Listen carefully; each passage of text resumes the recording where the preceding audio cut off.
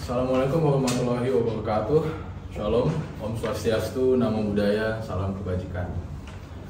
Salam sejahtera bagi seluruh saudara-saudaraku yang hadir. Semoga kita semua dalam kondisi sehat walafiat. Pada hari ini izinkan saya membawakan topik mengenai rasionalitas. Rasionalitas adalah sebuah konsep yang sebetulnya sederhana dan kiranya perlu diterapkan dalam kehidupan sehari-hari dari seluruh kalangan masyarakat. Pada intinya, rasionalitas itu adalah cara pemikiran yang berdasarkan atas logika dan akal sehat manusia yang murni dan sebisa mungkin tidak terpengaruh oleh doktrin, agama, tradisi, budaya, maupun lain-lain. Nah, perkembangan kehidupan sosial manusia ini sangat erat dengan perkembangan kepercayaan akan ajaran-ajaran yang timbul. Seperti saya bilang, agama, tradisi, ataupun budaya itu merupakan ajaran-ajaran atau pemahaman yang mungkin dapat menutupi atau menghambat pemikiran yang berdasarkan atas logika dan atas empirisme. Pemahaman dan mengikuti pemahaman atau ajaran tersebut sebetulnya tidak dikatakan negatif juga tidak. Dengan catatan satu adalah bahwa jika mengikuti pemahaman atau mengikuti ajaran tersebut itu tidak menaruh kepercayaan absolut dan akhirnya menutup diri terhadap pemahaman lain di luar ajaran itu. Nah, ketika kita menutup diri kepada ajaran-ajaran atau pemahaman di luar hal yang kita percaya atau yang kita anut atau yang sudah diajarkan kepada kita, maka dari itu terkadang kita dapat terjerumus ke dalam aliran atau kelompok yang dapat disebut radikal atau terlalu mendukung A atau percaya A atau menganut A dan menutup diri atau bahkan mencaci maki A, B, C, dan D dan lain sebagainya seperti itu. Nah, dapat dianalogikan juga seperti ini. Apabila Anda tinggal di dalam kota Jakarta dan Anda hanya pernah melihat Jakarta, maka Anda akan otomatis berpendapat bahwa Jakarta itu adalah merupakan kota yang paling bagus, paling indah di seluruh dunia. Hal ini tidak didasari atas objektivitas atau penilaian yang berdasarkan pengalaman. Namun, hal ini didasarkan atas penolakan Anda untuk membuka wawasan terhadap kota-kota baru. Dalam realisasinya itu adalah pengetahuan ataupun pemahaman dan ajaran lain sebagainya seperti itu. Anda tidak pernah istilahnya melihat pemandangan di Bali atau Anda tidak pernah ke Jogja, bahkan Anda tidak pernah keluar Indonesia, tidak pernah ke Tokyo, tidak pernah ke New York dan lain sebagainya. Nah, apabila Anda tidak membuka diri Anda kepada pengalaman, pengetahuan, dan wawasan baru, Anda tidak akan bisa berpikir berdasarkan logika dan rasionalitas. Tentu ini akan menghambat pola pikir Anda sebagai manusia. Apabila Anda terdoktrin oleh paradigma sosial yang melekat dalam keluarga dan kelompok, maka Anda akan tertutup kepada seluruh dunia yang hadir di luar Anda.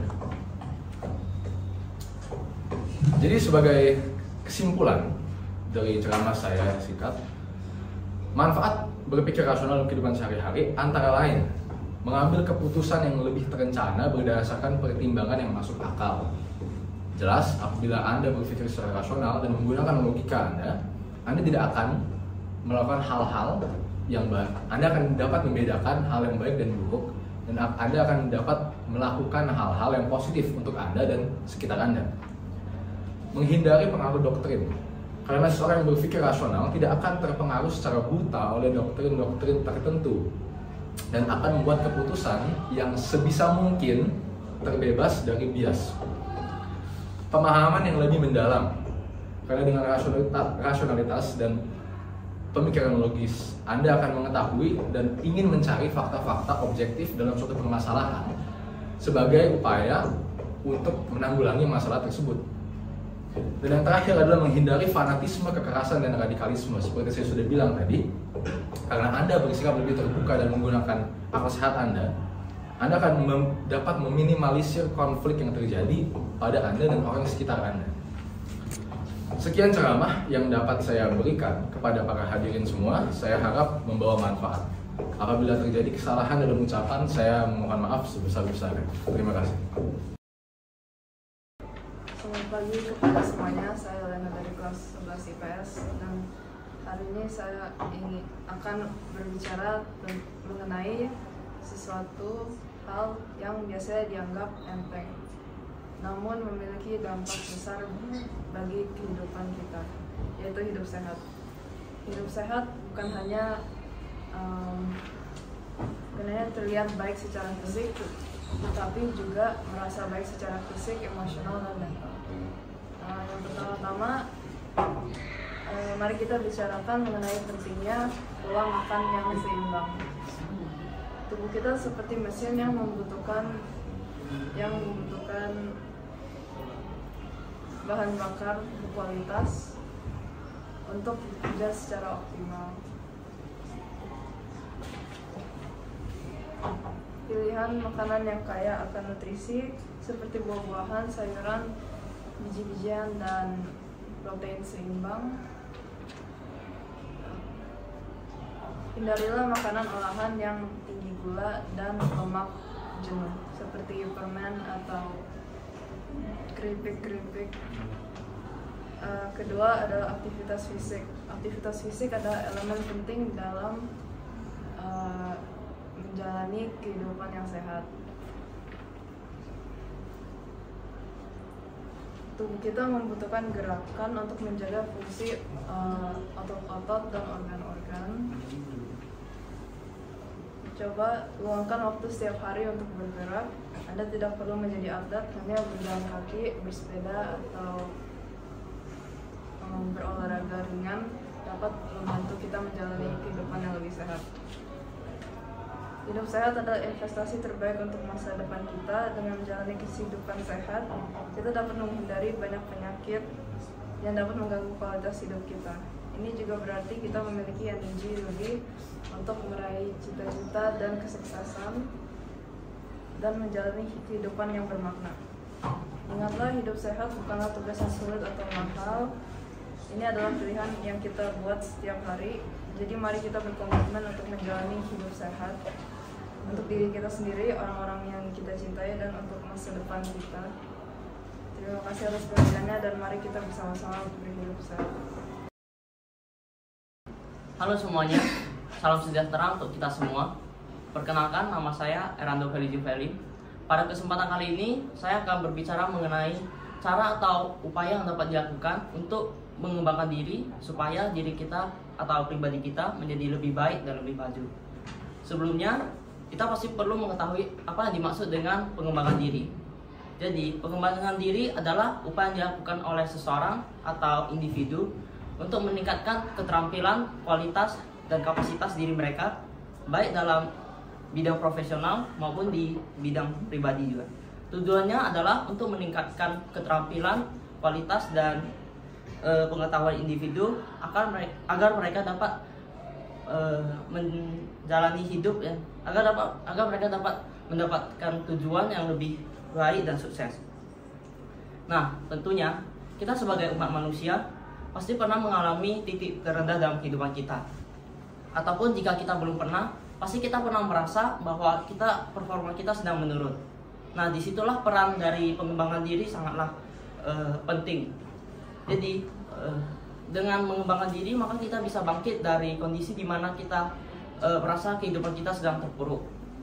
Sekarang, saya akan membicarakan mengenai aspek-aspek yang harus diperhatikan dalam mengembangkan diri. Yang pertama itu ada pemahaman diri. Dari tujuan yang aspek yang paling penting adalah pemahaman diri. Dengan pemahaman diri di sini dimaksud dengan mengenali diri kita sendiri, baik dalam apa yang kita sukai ataupun apa yang kita gemar lakukan. Dengan mengetahui pemahaman diri kita, maka kita dapat menentukan tujuan yang jelas. Yang kedua itu ada penyempurnaan keahlian. Penyempurnaan keahlian di sini adalah dimaksud dengan mengasah hobi atau pekerjaan yang kita sering lakukan. Tapi penyempurnaan keahlian ini perlu dilakukan dengan konsisten. Nah, yang ketiga itu ada manajemen waktu. Jadi waktu di pengembangan diri ini merupakan hal yang sangat-sangat penting, dikarenakan dengan memanfaatkan dan menggunakan waktu seefektif mungkin, maka kita dapat melakukan berbagai pekerjaan yang menurut kita bisa dilakukan untuk mengembangkan diri kita sendiri. Yang keempat itu ada kesehatan fisik dan mental. Kesehatan fisik dan mental di sini sangat perlu diperhatikan, karena tanpa fisik dan mental yang kuat, kita tentu saja tidak bisa mengembangkan diri kita menjadi lebih baik. Nah, kesehatan mental dan fisik bisa dilakukan dengan olahraga dan meditasi. Yang kelima itu ada pendidikan terus-menerus. Jadi biasanya orang yang mengembangkan diri mereka sendiri, mereka biasanya tidak pernah mengenal kata lelah dalam belajar, sehingga mereka mendapatkan ilmu pengetahuan secara terus-menerus. Yang keenam itu ada pengembangan hubungan. Jadi dalam kehidupan sosial kita, manusia tuh pasti perlu membutuhkan orang lain, dan terkadang mereka harus menjalin hubungan yang bisa membantu dalam mengembangkan diri kita sendiri. Nah, yang ketujuh itu ada menghadapi tantangan. Di dunia ini, di kehidupan kita, pastinya kita tidak bisa terhindar dari yang namanya itu tantangan. Jadi oleh karena itu, kita tidak boleh takut dalam menghadapi tantangan, karena terkadang tantangan bisa membuat kita menjadi pribadi yang lebih baik. Nah, yang kedelapan itu ada tujuan yang jelas.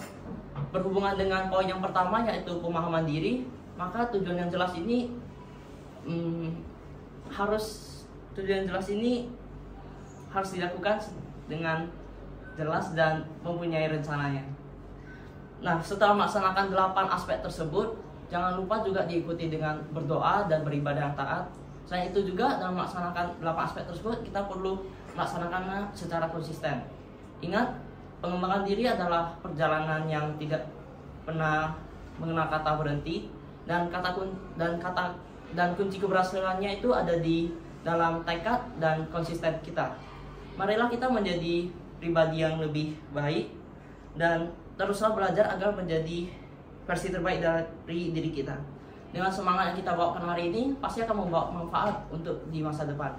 Sekian dari saya, terima kasih dan selamat mengembangkan diri.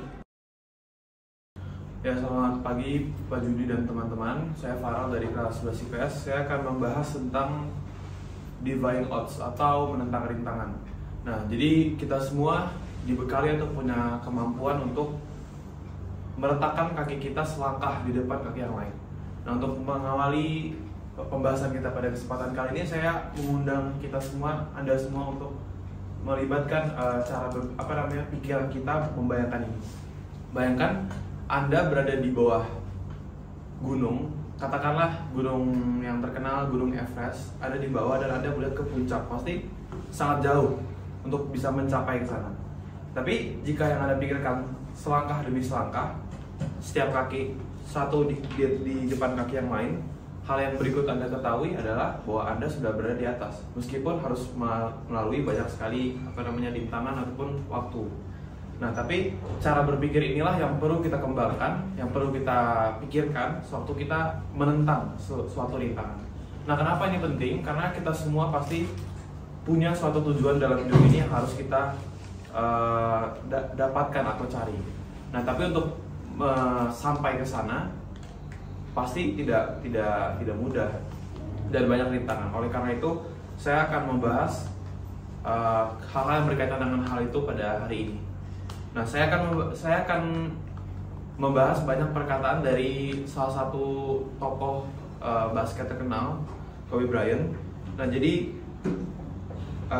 dia pernah berkata bahwa saya merasa tidak nyaman kalau saya tidak bisa berjalan tanpa mengetahui bahwa saya sudah menjadi yang terbaik dari versi kita. Jadi artinya apa? Anda tidak perlu menjadi sebaik orang lain. Anda tidak perlu mencontoh level orang lain sebaik apa dia bisa melakukan sesuatu. Tapi yang perlu Anda lakukan adalah Anda harus bisa maksimalkan potensi kemampuan diri Anda.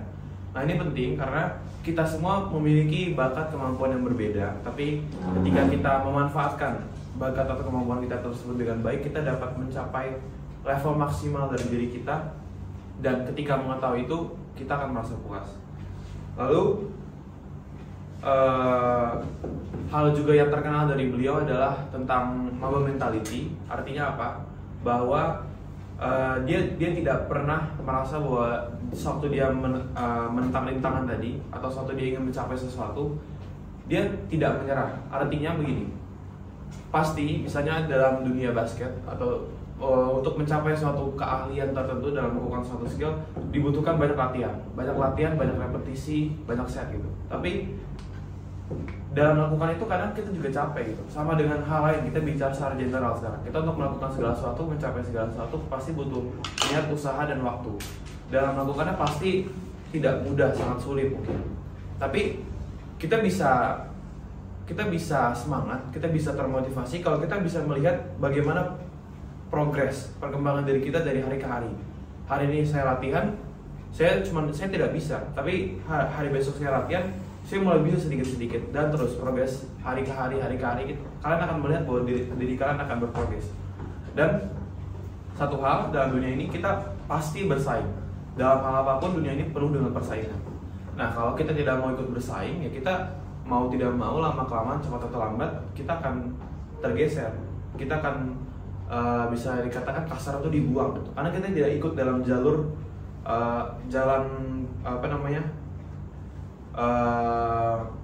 persaingan tadi. Nah, apa yang perlu kalian lakukan? Kalian harus berpikir apa yang orang lain lakukan untuk mencapai sesuatu. Ambil contoh tadi lagi basket. Orang mungkin untuk bisa menjadi jago dalam basket gitu, dia pasti latihan mungkin 1-2 hari seminggu gitu. Tapi Anda bisa berpikir lagi, kalau misalnya saya ya, memang saya, kalau misalnya pada dasar saya mau untuk menjadi yang terbaik dalam dunia basket, ya saya harus put effort, usaha lebih lagi. Misalnya orang lain latihan 2 kali, kita bisa latihan setiap hari. Nah, dengan begitu saja kita sudah menaruh kayak sebuah jaminan bahwa di masa depan mereka 2 hari diakumulasi selama setahun, mungkin mereka udah berjalan 3 tahun. Tapi kalau kita setiap hari latihan, kita akan mengejar ketertinggalan kita dengan mereka gitu. Dan di saat itu kita akan melihat bahwa kita lebih unggul daripada mereka, karena kita menaruh lebih banyak pengorbanan di situ. Nah, terkait dengan rutinitas itu kita bisa berpikir seperti ini.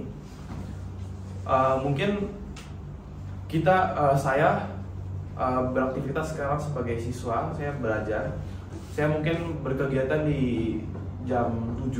Nah, saya biasa bangun di jam 5. Nah, kalau ada yang mau saya kejar, saya harus bangun lebih pagi untuk bisa melakukan itu semua. Ataupun saya harus bagi waktu.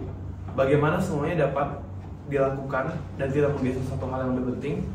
Kita harus punya cara berpikir seperti ini.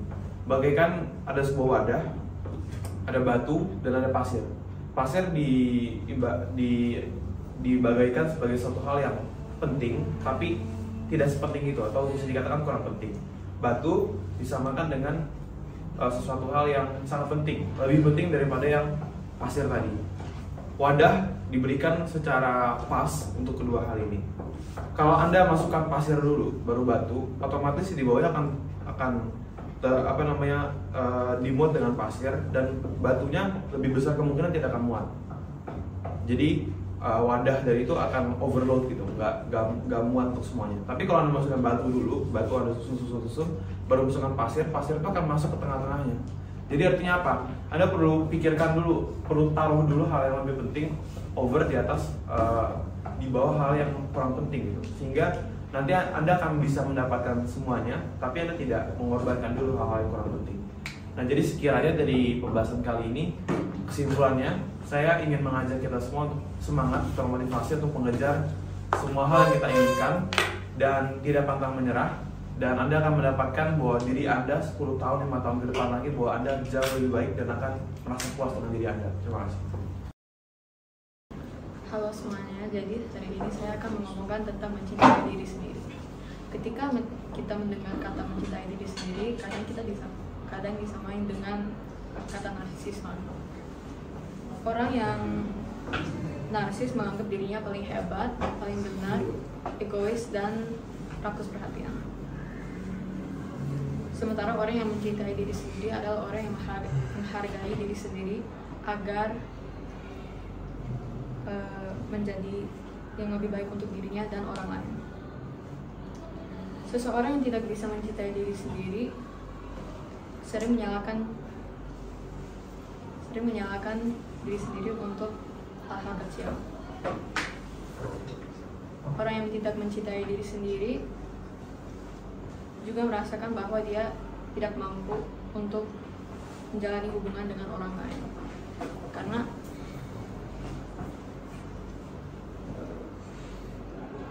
mereka merasa bahwa mereka tidak mampu mencintai diri sendiri. Mereka juga merasa bahwa sulit untuk mereka untuk mencintai orang lain. Orang yang tidak mencintai diri sendiri juga cenderung merasa insecure. Mereka bakal merasa tidak nyaman dengan dirinya dan orang lain. Dan ketika seorang merasa tidak nyaman, mereka bakal memilih untuk fight or flight. Fight berarti bertengkar dengan orang sekitar, dan flight yang berarti berlari atau tenggelam dalam kesedihan tak berujung. Kata-kata negatif yang melekat di kepala bisa berasal dari mana-mana. Bisa dari guru, orang tua, kakak adik, atau teman. Kata-kata negatif yang diberi bisa berulang-ulang kali di kepala kita sampai sekarang. Lalu apa yang kita bisa lakukan untuk mencintai diri sendiri dan untuk mengatasi hal ini? Kita perlu menggantikan suara negatif yang bercampur kita ke suara yang menenangkan yang pernah kita dengar di kehidupan kita. Suara yang positif berasal dari orang yang bijaksana, yang dapat membedakan yang benar dan salah, dan bisa memaafkan dan adil. Kita perlu mencari orang yang dapat melakukan hal itu. Berarti kita harus, ketika kita tidak mempunyai teman baik untuk membuat kita mencintai diri sendiri, kita bisa menjadi teman baik sendiri yang mampu pengertian, memaafkan, dan memahami diri sendiri. Sekian dari ceramah saya, terima kasih. Selamat pagi, nama saya Grace dari kelas 11 IPS. Hari ini saya akan berbicara tentang cara berkomunikasi yang benar antara remaja dan orang tuanya. Seperti yang kita ketahui, komunikasi merupakan hal yang penting dalam setiap hubungan. Dan komunikasi memiliki peran yang penting antara remaja dan orang tua mereka. Remaja menghadapi banyak tantangan selama masa remajanya. Jadi penting bagi orang tua untuk menciptakan hubungan komunikasi yang terbuka dan aman untuk memastikan transisi berjalan selancar mungkin. Beberapa hal yang perlu diperhatikan orang tua dalam berkomunikasi dengan remaja adalah yang pertama, dengarkan secara aktif. Mendengarkan secara aktif mengharuskan orang tua memberikan perhatian penuh kepada anak mereka. Mendengarkan secara aktif adalah alat yang ampuh untuk menciptakan kepercayaan dan rasa hormat antara orang tua dan remaja. Yang kedua, hindari penilaian. Remaja sensitif terhadap pendapat dan keputusannya, jadi penting untuk menghindari komentar atau reaksi menghakimi. Jika Anda tidak setuju dengan apa yang dikatakan anak Anda, luangkan waktu untuk menjelaskan sudut pandang Anda dengan tenang dan penuh hormat. Yang ketiga adalah kejujuran. Dorong anak Anda untuk mengekspresikan emosinya dan jujurlah tentang kekhawatiran, harapan, dan filosofi hidup Anda secara umum. Bersikap jujur dan transparan membantu membangun landasan kepercayaan yang kuat antara orang tua dan remaja. Yang keempat adalah berkomunikasi secara teratur. Penting untuk menciptakan waktu yang teratur untuk berbicara dengan anak Anda. Menetapkan rutinitas membantu menciptakan rasa aman dan predictabilitas bagi remaja. Meningkatkan komunikasi dan membangun kepercayaan. Yang terakhir adalah gunakan bahasa yang positif. Daripada berfokus pada hal negatif, cobalah menggunakan frasa yang memperkuat sikap positif dan membangun harga diri anak Anda. Kesimpulannya, komunikasi merupakan kunci suksesnya hubungan antara remaja dan orang tuanya. Transisi dari masa kanak-kanak ke masa dewasa merupakan sebuah tantangan dan penting bagi orang tua untuk menciptakan lingkungan komunikasi yang terbuka untuk membantu anak mereka menavigasi fase ini. Dengan mendengarkan secara aktif, menghindari penilaian, bersikap jujur, berkomunikasi secara teratur, dan menggunakan bahasa yang positif, orang tua dapat mencapai tujuan berkomunikasi dengan baik dan benar dengan anaknya. Terima kasih. Selamat pagi Pak Juni dan teman-teman. Hari ini saya akan membaca teks yang berjudul Menyederhanakan Diri. Menyederhanakan diri hidup bisa menjadi salah satu pengalaman paling berharga yang bisa dimiliki seseorang. Di dunia yang serba cepat saat ini, di mana kita dikelilingi oleh gangguan yang tak ada habisnya. Menyederhanakan hidup dapat membantu kita menemukan ketenangan dan kejernihan. Ini dapat membantu kita menjalani kehidupan yang lebih terarah, sadar, dan bermakna. Langkah pertama dalam menyederhanakan hidup adalah dengan merapikan. Kita cenderung mengumpulkan begitu banyak hal dalam hidup. Kita yang tidak kita perlukan, gunakan atau cintai, kekacauan, dapat bersifat fisik dan mental, dan dapat membebani kita. Dengan membereskan kekacauan, kita memberi ruang untuk hal-hal yang penting. Kita bisa mulai dengan kekacauan fisik terlebih dahulu, dengan membersihkan ruang tamu, laci, dan lemari kita.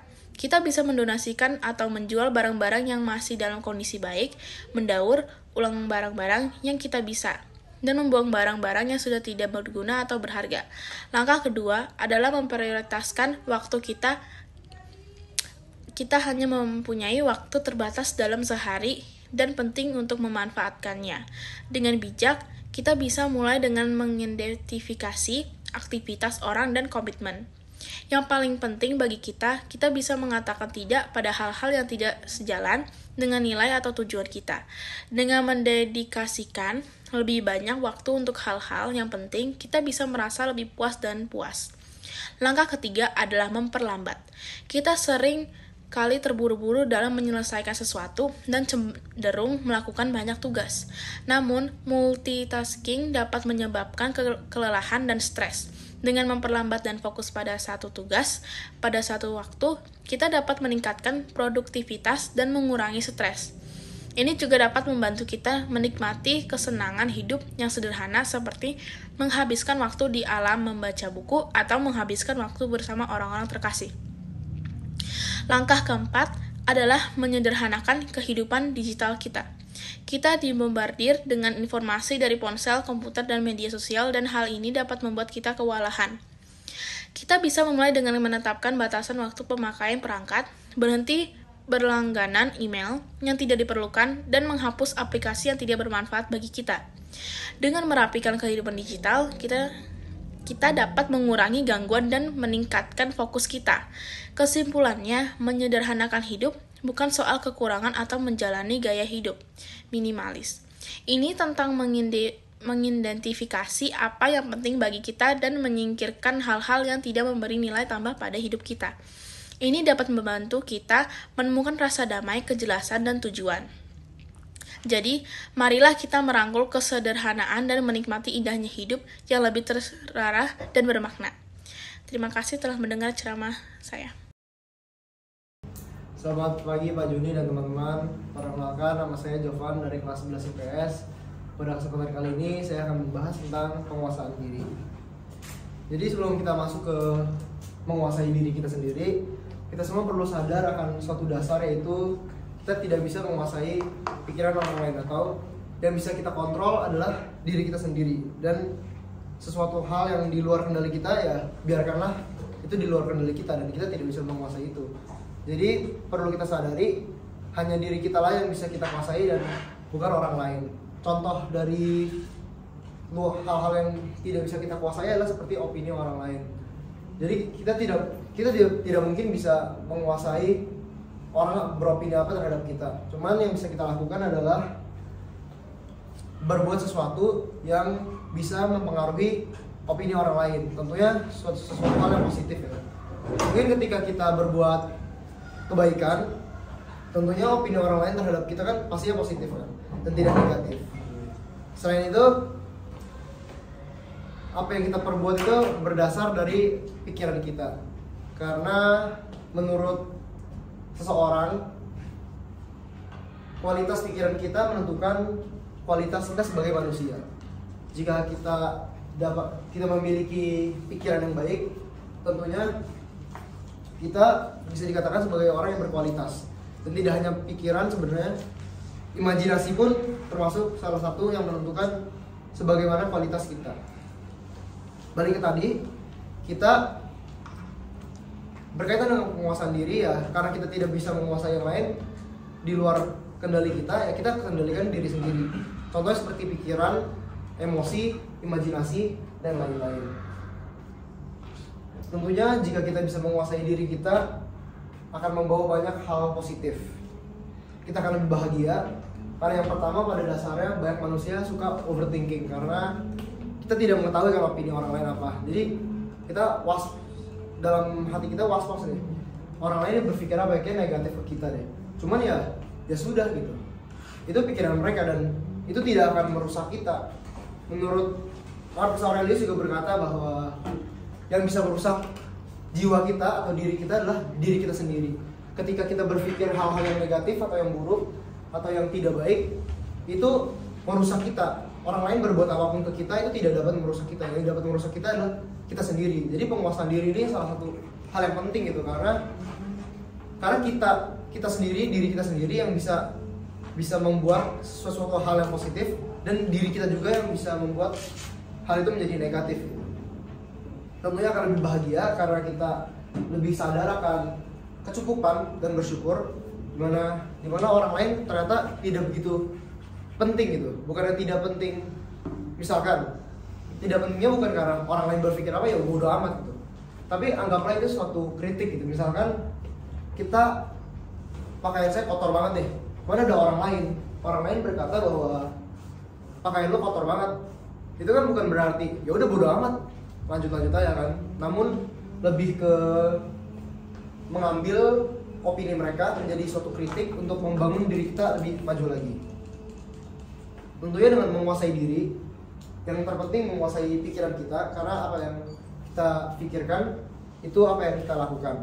Jadi ketika kita bisa menguasai diri dan pikiran kita, tentunya rintangan-rintangan pun akan ya semakin mudah gitu. Apalagi kemalasan, misalkan kemalasan mungkin seperti pagi-pagi kita malas ya, pasti kalau bangun pagi, saya pun tadi pagi juga sangat malas. Cuman mungkin kita berpikir ke diri kita, sebenarnya kita itu lahir di dunia ini untuk apa, dan pasti kita memiliki tujuan, sebenarnya pasti punya tujuan kan. Jadi kalau malas, ini salah satu bagian dengan cara menguasai pikiran kita juga ya, membangun mental kita untuk menghadapi sesuatu tuh bagaimana cara kita menghadapi sesuatu. Jadi kalau kita ada kemalasan, bangun pagi malas, coba kita berpikir sebenarnya kita ini tujuan kita hidup itu apa, dan bukankah lebah-lebah yang ada di luar kita melakukan polinasi untuk siklus kehidupan, dan bukankah tumbuhan memproduksi oksigen, dan tentunya kan itu dilakukan secara terus-menerus dan tentunya mereka tidak komplain. Apalagi kita sebagai manusia yang derajatnya sebagai makhluk sosial itu paling tinggi di antara binatang atau tumbuhan. Masa kita melakukan hal yang kita dilahirkan untuk, masa kita tidak mau itu. Apalagi misalnya seorang murid tugasnya belajar. Masa kita sudah dilahirkan, sudah menjadi manusia, tidak mau melakukan hal itu dan malah bermalas-malasan, malah di kasur dengan selimut nyenyak-nyenyak. Tapi kan itu tidak mungkin, hal itu yang tujuan hidup kita kan tidak mungkin itu saja, dan masih banyak ke depannya. Jadi mengontrol, balik lagi ke penguasaan diri, emosi juga salah satu aspek yang penting. Seneca berkata bahwa siapapun yang bisa membuat kamu marah itu adalah mastermu. Jadi orang yang membuat kita marah itu dia memiliki kendali atas diri kita, karena emosi memiliki kekuatan yang sangat kuat, dimana ketika kita berbicara dengan orang lain dan kita emosi, tentunya pikiran kita tertutupi atau termaini dengan emosi itu. Jadi kita tidak dapat berpikir secara rasional ataupun secara jernih. Jadi contoh, misalkan balik lagi ke penguasaan diri, sebelum kita berada pada fase emosi ya kita kuasai diri dulu. Misalkan orang meminta, nama lu siapa? Dikasih kertas dan pena. Mungkinkah kita meludahi, kita bikin nama kita dari ludah kita? Kan enggak, kita ya tulis aja gitu. Jadi ya lakukan apa yang lebih efisien dan yang penting gitu. Dengan melakukan hal yang efisien dan lebih penting, kita akan mengurangi rasa-rasa emosi dan pertengkaran yang dapat membuat kita tersakiti gitu. Balik lagi tadi bukan hanya orang lain yang menyakiti kita, cuman diri kita sendiri, dimana kita emosi. Nah, emosi itu salah satu hal yang membuat kita seperti rusak lah. Jadi kualitas kita berkurang karena kita emosi. Makanya itu pentingnya kita menguasai diri kita yang meliputi pikiran kita, imajinasi, dan bahkan emosi gitu. Jadi yang terpenting melakukan hal yang esensial dan kita berpikir gitu. Ini penting gak sih? Kalau ada sesuatu, misalnya orang nanyanya mungkin emosi. Apakah penting, apakah baik kalau kita balas itu dengan emosi juga? Kan saya rasa tidak kan. Jadi harus balasnya dengan halus. Jadi coba kita pikir dulu. Kalau misalkan orang melakukan sesuatu dan kita lakukan hal itu juga kepada orang itu, apakah itu akan mencapai kedamaian? Kan tidak, mungkin bisa ya keributan. Jadi ya nggak perlu melakukan hal-hal yang bisa membuat kedua belah pihak emosi. Maka itu pentingnya penguasaan diri. Ketika kita bisa menguasai diri kita dan pikiran dan imajinasi, kita akan seperti sebuah bongkahan batu di dasar laut, dimana bongkahan batu tersebut terhantam terus oleh ombak laut yang tidak berhenti, namun bongkahan batu itu tetap diam di situ dan tidak tergoyahkan. Sekian dari saya, terima kasih. Selamat pagi Pak Juni dan teman-teman. Salam sejahtera bagi kita semua. Perkenalkan, nama saya Kenzo dari 11 IPS. Pada kesempatan kali ini saya akan menceramah tentang pentingnya berpikir kritis di era sekarang. Nah, sebelumnya teman-teman mungkin ada yang udah tahu apa itu sebenarnya berpikir kritis. Tapi kita mungkin tidak benar-benar tahu, mungkin kayak pengertiannya. Nah, berpikir kritis adalah kemampuan kita untuk menganalisis, mengevaluasi, dan mempertimbangkan segala gagasan dan informasi yang kita terima. Karena yang kita ketahui adalah di mana kita tidak bisa sementara-mentah menerima segala jenis informasi atau komunikasi yang kita dengar. Karena mungkin ada informasi atau komunikasi yang salah. Nah, kenapa berpikir kritis itu penting? Yang pertama mungkin adalah untuk mengevaluasi bukti. Jadi kita berpikir kritis ketika kita mendengar mungkin sebuah informasi. Kita dengan kita menggunakan akal pikiran kita secara mendalam, kita dapat melihat bukti-bukti yang mungkin yang sudah bisa mendukung pernyataan dan informasi tersebut.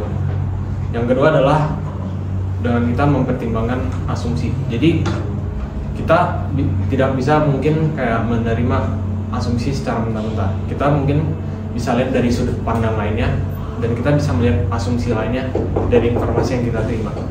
Sehingga kita tidak bisa mungkin secara lurus ketika kita mendengar sebuah informasi, kita bisa langsung menerapkannya atau mengikutinya. Nah, yang ketiga adalah meminimalkan yang namanya bias kognitif. Bias kognitif yaitu adalah kesalahan berpikir yang sering terjadi. Nah, kesalahan berpikir ini terjadi ketika kita tidak sepenuhnya berpikir kritis atau kita tidak sepenuhnya menggunakan pikiran kita ketika kita menerima informasi. Dan yang terakhir adalah konsekuensi.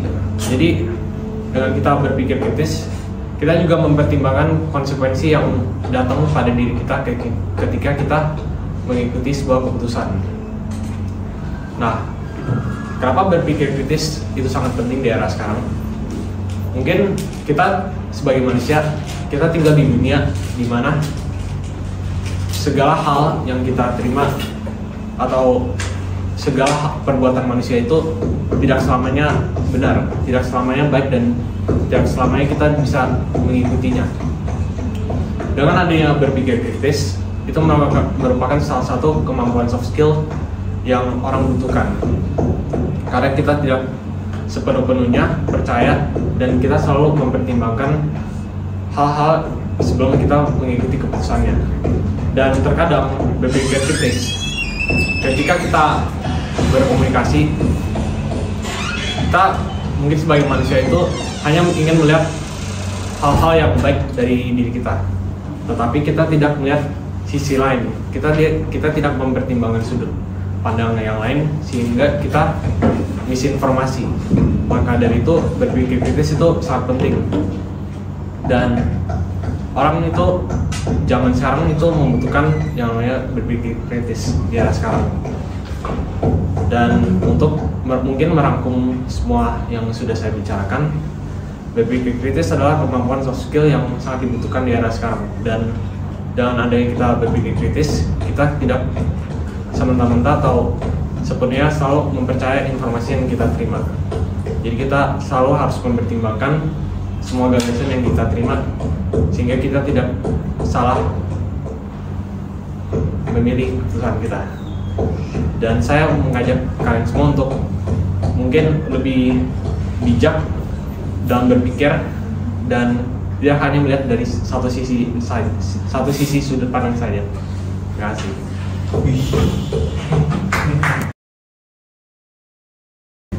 Selamat sore semuanya. Hari ini saya ingin berbicara tentang fenomena yang sebagian besar dari kita pernah alami atau dengar, yaitu FOMO. FOMO merupakan singkatan dari Fear of Missing Out. FOMO mengacu pada perasaan cemas atau tidak aman yang muncul ketika kita khawatir kita tidak diikutsertakan atau ketinggalan dalam suatu acara atau peluang yang dihadiri rekan-rekan kita. FOMO adalah isu yang terbesar luas di masyarakat kita, khususnya di era media sosial. Pembaruan dan postingan terus-menerus tentang peristiwa dan pengalaman hidup orang lain dapat membuat kita merasa tersisih atau tidak mampu. Faktanya, penelitian menunjukkan bahwa rasa takut ketinggalan dapat menyebabkan tingkat stres, depresi, dan kecemasan yang lebih tinggi. Lalu bagaimana cara kita melawan FOMO? Langkah pertama adalah menyadari bahwa setiap orang mengalaminya sampai tingkat tertentu. Merupakan naluri alami manusia untuk ingin dilibatkan dan merasakan rasa kebersamaan. Namun kita juga harus memperhatikan cara kita menangani perasaan ini. Salah satu cara untuk mendekati FOMO adalah dengan mengalihkan fokus kita dari apa yang mungkin kita lewatkan ke apa yang kita miliki saat ini. Daripada terus-menerus mengecek update media sosial, kita bisa fokus menikmati aktivitas dan orang-orang di sekitar kita. Kita juga dapat meningkatkan diri kita sendiri bahwa media sosial seringkali hanya menampilkan hal-hal penting dalam kehidupan seseorang, dan bahwa membandingkan diri kita dengan orang lain bukanlah pola pikir yang sehat atau produktif. Strategi lainnya adalah menetapkan prioritas dan menciptakan rasa kepuasan diri kita sendiri. Dengan memiliki pemahaman yang jelas tentang apa yang penting bagi kita dapat berfokus pada mengejar hal-hal yang benar penting dibandingkan berusaha mengikuti hal-hal lain. Ini berarti berhati-hati dalam menentukan waktu dan pilihan dan tidak membiarkan rasa takut ketinggalan mengendalikan keputusan kita. Kesimpulannya, FOMO adalah masalah nyata dan umum yang dapat berdampak negatif pada kesehatan mental dan kesejahteraan kita. Namun dapat memperhatikan perasaan kita dan berfokus pada hal-hal positif. Dalam situasi kita saat ini, kita dapat melawan perasaan ini dan menjalani hidup yang lebih memuaskan. Terima kasih.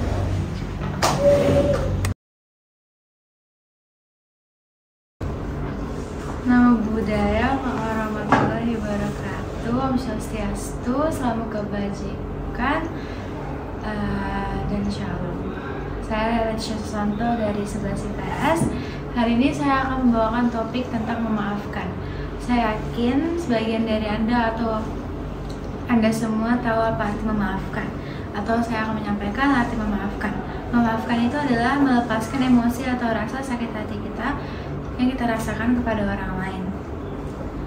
Memaafkan bukanlah melupakan hal yang pahit dalam hidup kita, namun melihat hal tersebut melalui bingkai baru. Seperti kita dulunya sering dipukuli atau dimarahi oleh orang tua kita. Kita dapat merubah hal itu tersebut saat kita di masa depan ketika kita akan berperilaku jauh lebih baik untuk anak kita, dan kita tidak akan mencontohkan hal tersebut kepada anak kita. Tentu saja memaafkan itu sulit bagi kita semua, apalagi hal-hal yang dapat menyakitkan atau sangat menyakitkan hati kita. Namun saya yakin saya ataupun Anda semua dapat memaafkan orang lain. Memaafkan itu merupakan salah satu proses menjadi dewasa. Padahal semua dari kita merupakan orang yang tidak sempurna atau manusia yang tidak sempurna. Kita seringkali melakukan hal yang sama atau kesalahan yang sama terhadap orang tua kita, tetapi orang tua kita tetap memaafkan kita. Itu dapat dijadikan panutan untuk kita atau contoh untuk kita. Menurut Enright, seorang ahli pada tahun 1998, ia mengungkapkan 4 tahap atau proses dalam pemaafan. Yang pertama adalah tahap pengungkapan, yang kedua adalah tahap keputusan, yang ketiga adalah tahap tindakan, dan yang keempat adalah tahap pendalaman. Tahap pengungkapan adalah di mana kita menyadari bahwa kita tidak pantas untuk merasakan rasa kemarahan. Rasa kemarahan itu menjadi rasa dendam yang ada di hati kita, dan kita harus melepaskannya. Yang kedua ada rasa keputusan. Kita membuat keputusan untuk melepaskan rasa kemarahan kita, karena kita tahu orang lain juga membutuhkan pemaafan atau pemaafan dari kita. Yang ketiga ada tahap tindakan.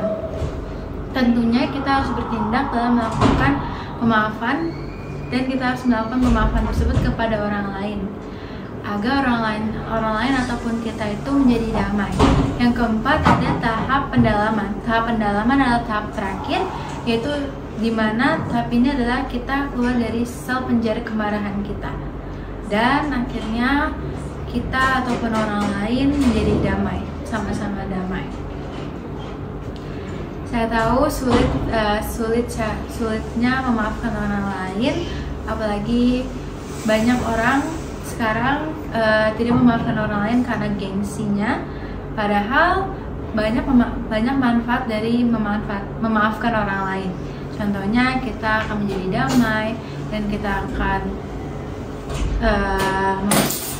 mempunyai hubungan pertemanan yang baik. Tapi saya yakin kita semua dapat memaafkan orang lain dengan ikhlas. Terima kasih, sekian dari saya. Oke. Hormat semua hadirin yang terhormat, hari ini kita akan membahas suatu hal yang sangat penting dalam kehidupan sehari-hari kita, yaitu mengatur jadwal. Apakah kalian semua tahu mengatur jadwal itu apa? Kalau belum tahu ya saya akan menjelaskannya ya. Mengatur jadwal adalah kunci untuk mencapai produktivitas, efisiensi, dan keseimbangan hidup yang seimbang. Kita hidup dalam zaman yang cepat, di mana waktu itu sangat berharga, seperti suatu peribahasa berbunyi waktu adalah uang. Dengan mengatur jadwal kita bisa mengalokasikan waktu dengan bijak untuk berbagai aktivitas dan tanggung jawab. Jadwal yang terstruktur dapat membantu kita menjalani hidup dengan lebih teratur dan terencana. Jadi kita tidak bingung apa yang harus diselesaikan atau apa yang kita lakukan sekarang. Jika kita menyusun jadwal dengan teratur, kita tidak bingung lagi sekarang harus ngapain, apa saja yang harus diselesaikan. Membuka pintu kesempatan untuk mewujudkan impian dan mencapai tujuan yang kita tetapkan adalah tujuan dari mengatur jadwal. Lalu tidak hanya itu saja, mengatur jadwal juga memberikan ruang untuk kepentingan selain tugas-tugas pokok kita, seperti istirahat, bersosialisasi, dan juga menjaga kesehatan. Saat kita memiliki jadwal yang baik, kita juga dapat menyeimbangkan antara pekerjaan, keluarga, dan waktu pribadi dengan baik. Tapi ingat, mengatur jadwal bukanlah tentang memuat agenda kita dengan tugas tanpa henti. Kita juga perlu istirahat yang cukup atau aktivitas hobi-hobi yang kita sukai.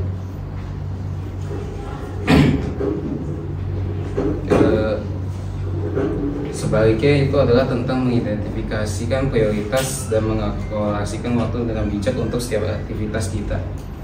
Kita harus memberi diri kita waktu untuk memulihkan diri atau beristirahat seperti makan dan bersantai agar dapat memberikan yang terbaik dalam setiap hal atau tugas-tugas yang perlu kita lakukan. Karena tanpa istirahat kita dapat mengalami stres dan kecapaian. Sehingga kalau kita sakit, jadwal pun tidak berguna.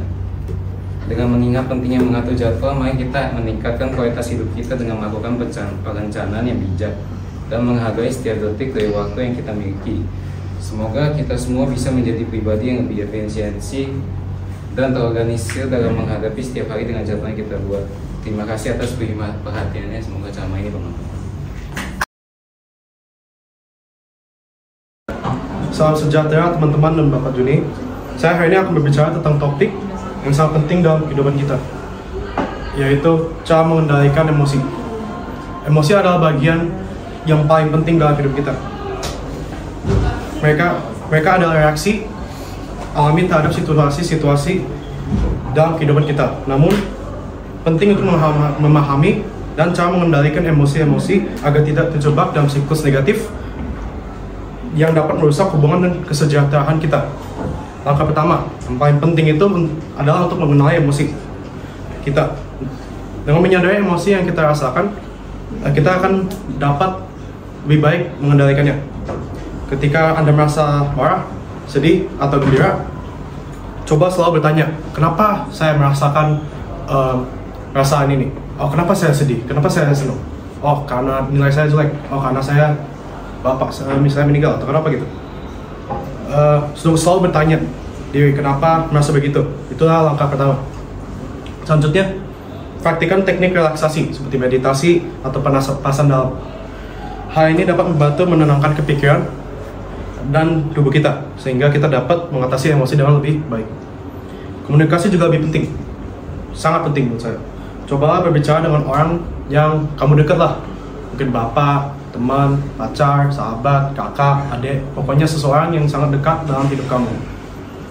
Berbicara tentang perasaan Anda yang itu sangat bisa membantu untuk melepaskan tekanan dan dapat perspektif tambahan dari orang lain. Lalu, ingatlah untuk mengambil jeda sejenak sebelum bereaksi terhadap emosi negatif. Pikirkan konsekuensi dari tindakan yang akan Anda lakukan dan pertimbangkan apakah konsekuensinya baik atau merugikan Anda jika dilakukan. Terakhir, pelajari dari pengalaman Anda setiap emosi dan situasi kesempatan untuk belajar dan berkembang.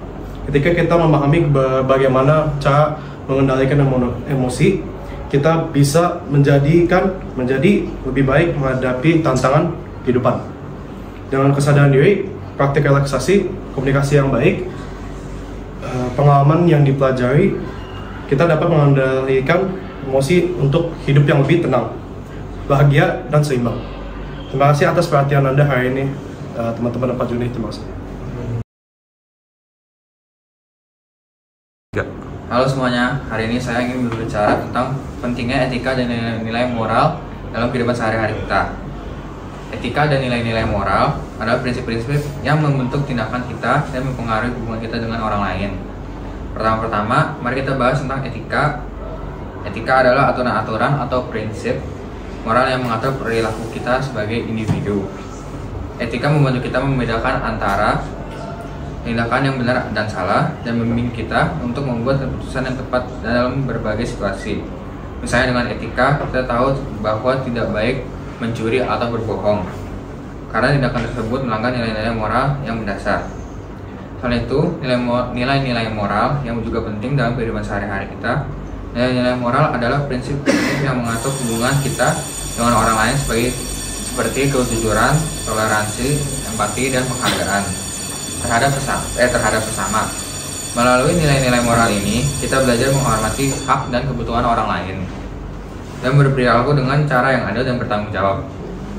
Nilai-nilai moral juga membantu kita membangun hubungan yang sehat dan harmonis dengan keluarga, teman, dan masyarakat di sekitar kita. Pentingnya etika dan nilai-nilai moral dalam kehidupan sehari-hari tidak dapat dilakukan lagi. Etika dan nilai-nilai moral membentuk karakter kita dan mencerminkan integritas kita sebagai individu. Ketika kita bertindak dengan etika dan menghargai nilai-nilai moral, kita menciptakan lingkungan yang lebih baik dan lebih adil untuk semua orang. Selain itu, etika dan nilai-nilai moral juga berperan dalam membentuk dunia yang lebih baik untuk generasi mendatang. Ketika kita mengajarkan dan menerapkan etika dan nilai-nilai moral dalam kehidupan sehari-hari kita memberi contoh yang baik kepada anak-anak dan remaja. Mereka akan belajar untuk menjadi individu yang lebih bertanggung jawab, berempati, dan menghormati orang lain. Sebagai hasilnya, mereka akan membawa nilai-nilai ke dalam kehidupan mereka dan meneruskan kepada generasi selanjutnya. Dalam rangka menerapkan etika dan nilai-nilai moral dalam kehidupan sehari-hari kita perlu menjadikan contoh baik ya dalam setiap tindakan perkataan kita. Kita perlu berpikir secara kritis dan mempertimbangkan konsekuensi tindakan kita kepada orang lain. Kita juga perlu melibatkan diri dalam diskusi dan refleksi tentang etika dan nilai-nilai moral agar kita dapat memahami dan mengembangkan prinsip-prinsip ini dengan lebih baik. Jadi mari kita bersama-sama menghargai dan menerapkan etika dan nilai-nilai moral dalam kehidupan sehari-hari kita. Dengan melakukan ini, kita akan membantu menciptakan dunia yang lebih baik, di mana semua orang hidup dengan saling menghormati dan bekerja sama. Terima kasih.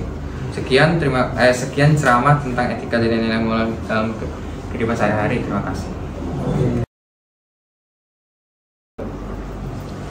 Selamat siang Pak Juni dan teman-teman, nama saya Sofi dan saya berasal dari kelas 11 IPS. Pada kesempatan kali ini saya akan membahas mengenai proses menjadi dewasa. Karena semua orang pastinya menua, tapi tidak semua orang bisa menjadi dewasa pada saat bertambahnya usia. Kedewasaan itu tidak hanya dilihat dari segi usia, karena yang menjadikan tolak ukur sebuah kedewasaan adalah kemampuan memiliki pola pikir yang matang. Terdapat beberapa tanda bahwa Anda sudah menjadi dewasa. Yang pertama adalah dapat membedakan mana yang baik dan mana yang buruk. Ketika Anda sudah berpikir secara dewasa, Anda pastinya bisa membedakan mana yang baik dan mana yang buruk. Contohnya, dibandingkan keluar bersama teman-teman hanya untuk bermain, apabila Anda sudah berpikir secara dewasa, Anda pasti memilih untuk melakukan hal-hal yang lebih positif. Contohnya belajar hal baru atau mencari hobi baru. Yang kedua adalah lebih lapang dada ketika menerima kritik atau saran. Dalam proses menjadi dewasa, kita sendiri pastinya mendapatkan banyak kritikan dari orang-orang. Ketika Anda sudah berpikir dewasa, Anda akan menerima kritik sebagai bahan introspeksi diri sendiri agar menjadi diri yang lebih baik. Lalu yang ketiga adalah berpikir sebelum bertindak. Kita bisa mengendalikan diri saat menyikapi suatu hal. Kita akan berpikir mengenai solusi yang terbaik dan logis untuk dilakukan, yang tidak merugikan diri sendiri ataupun orang lain. Yang keempat adalah tidak mudah terbawa emosi. Orang yang matang secara emosional akan tahu bagaimana cara mengendalikan emosi dengan baik. Apabila Anda bisa memilah mana yang baik dan buruk serta dapat berpikir sebelum bertindak, Anda tidak akan mudah terbawa emosi ketika dihadapi dengan situasi yang kurang mengenakan.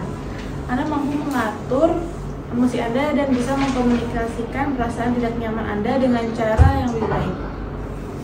Kita bisa berpikir dewasa itu ya dari kemauan diri sendiri, namun ada beberapa hal yang dapat membantu.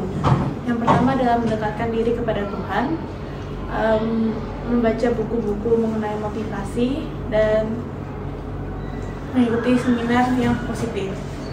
Tapi yang paling penting itu adalah dengan menerapkannya atau mengimplementasikannya. Maka dari itu, seiring dengan bertambahnya usia kita juga harus bisa berpikir lebih bijaksana dan positif. Lingkungan dan pengalaman hidup dapat mempengaruhi sifat atau pemikiran kita, tetapi yang paling penting adalah diri kita sendiri. Demikian ceramah saya, semoga kita dapat memiliki pola pikir yang dewasa. Terima kasih. Selamat pagi semuanya, saya Stefani dari 11 IPS akan berceramah mengenai topik mengubah alam menjadi lebih hijau. Di sini saya akan membahas mengenai mengapa perubahan alam menjadi lebih hijau itu sangat penting bagi kita dan generasi yang akan datang. Apa saja langkah-langkah yang dapat dilakukan dan apa dampak positif yang akan kita nikmati jika kita menjaga kelestarian alam.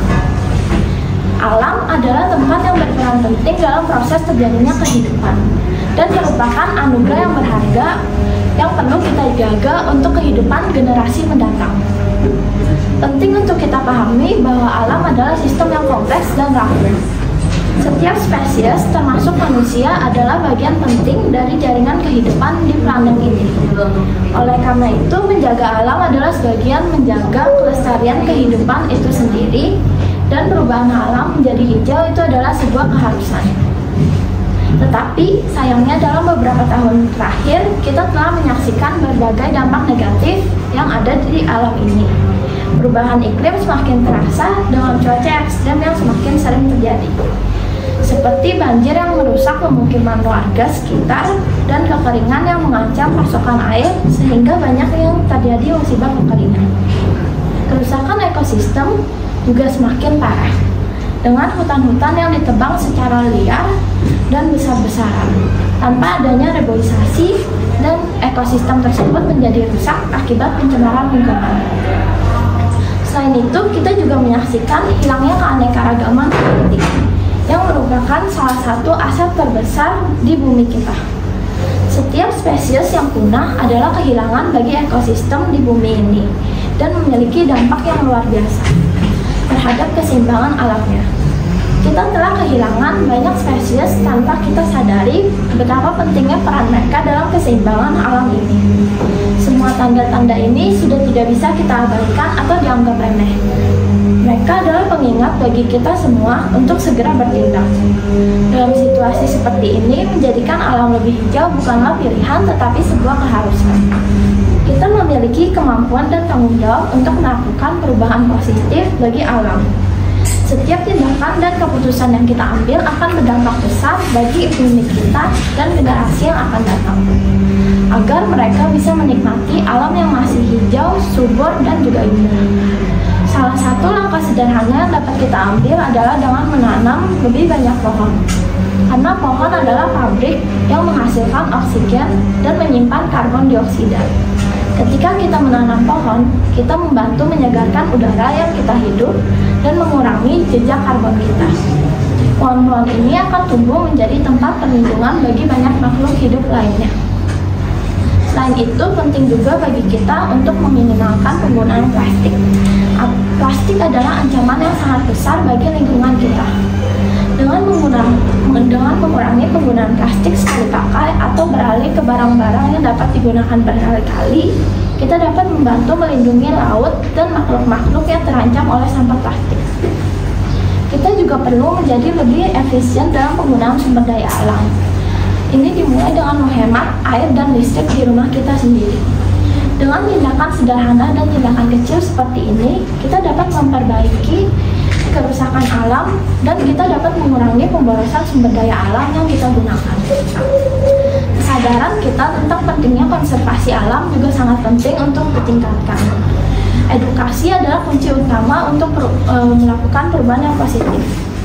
Dengan berbagai pengetahuan kita tentang lingkungan dan kita berbagi pengetahuan itu kepada teman, keluarga, dan sekitar kita akan menyadarkan mereka tentang pentingnya menjaga alam. Selanjutnya, kita juga bisa mendukung upaya pelestarian alam dengan cara mengikuti aktivitas sosial. Seperti yang kita ketahui, alam adalah rumah bagi berbagai macam spesies yang mendukung ekosistem. Dengan melindungi habitat ini, kita juga melindungi keanekaragaman hayati yang sangat berharga dan penting bagi kehidupan di alam ini. Menjaga kelestarian alam memiliki banyak dampak positif yang dapat kita nikmati dan tak terhitung jumlahnya. Ketika kita merawat alam, kita juga otomatis merawat berbagai macam makhluk hidup yang bergantung pada lingkungan dan alam tersebut. Hutan yang lestari dapat menyebabkan habitat bagi berbagai macam spesies dan membantu menjaga iklim global dengan menyerap karbon dioksida. Selain itu, dengan menjaga sumber daya alam yang berlimpah, seperti air bersih dan udara segar, kita juga dapat merasakan manfaatnya dalam sektor kesehatan. Karena kelestarian alam berkontribusi pada penyediaan makanan dan yang sehat dan obat-obatan alami yang terbuat dari alam itu sendiri. Menjaga alam juga memungkinkan kita untuk menikmati keindahan alam. Kita dapat melihat keindahan alam seperti pemandangan alam yang memukau dan keanekaragaman hayati yang bermacam-macam dengan menjaga alam. Dengan ini kita juga memberikan warisan berharga bagi generasi mendatang dan memastikan kehidupan kelangsungan hidup nanti di planet ini. Ingatlah bahwa perubahan dimulai dari diri kita sendiri. Setiap tindakan kecil yang kita lakukan dapat memiliki dampak besar bagi alam ini. Jadi bersama-sama mari kita menjadi contoh bagi orang lain dan terlibat dalam upaya lokal untuk menjadikan alam lebih asri dan lebih hijau. Keberlangsungan adalah perjalanan kita dalam mewujudkan keindahan alam, bukan tujuan akhir. Kita semua juga memiliki tanggung jawab moral untuk menjaga alam ini. Bagi generasi mendatang, kita bersama-sama mengubah alam menjadi lebih hijau, lebih keberkelanjutan, dan lebih indah. Itu sangat penting. Saya berharap kita dapat melakukan ini sebagai wujud cinta kita kepada bumi ini dan sebagai kewajiban kita terhadap makhluk hidup yang tinggal di bumi ini dan merasakan manfaat dari bumi ini. Terima kasih telah mendengarkan ceramah saya.